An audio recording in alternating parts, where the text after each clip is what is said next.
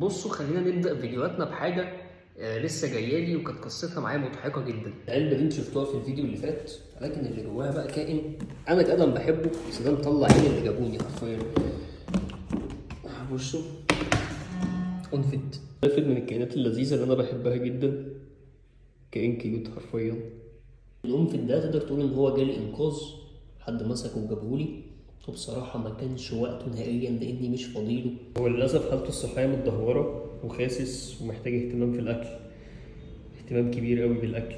الانافد من الكائنات الممتازه جدا كحيوان اليف، بس بما انه محتاج اهتمام كبير جدا يوميا وانا الفتره دي مش فاضيله، فالصغنن ده هيطلع تبني، ولكن لازم يبقى حد هيهتم بيه فعلا. غير ان هو اصلا شقي جدا، كان كل شويه يهرب. العلبه دي كانت مكسوره وهو كسرها اكتر وبقى بيهرب من تحت من هنا. كل شويه بقى الاقي انشاره في كل حته والاقيه بيهرب، كل شويه امسكه من مكانه. فلو حد فيكم مهتم ان هو يربي الانفد ده ياخده تبني، بس هيستلموا مني في اسكندريه. اكتب لي كومنت قول لي الانفد بيتربى ازاي وايه الاحتياجات بتاعته، وانا اختار حد منكم في الكومنتات هو اللي يستلم الانفد ده مني. كان معاك ادم هاني، خبير في الحياه البريه، وسلام.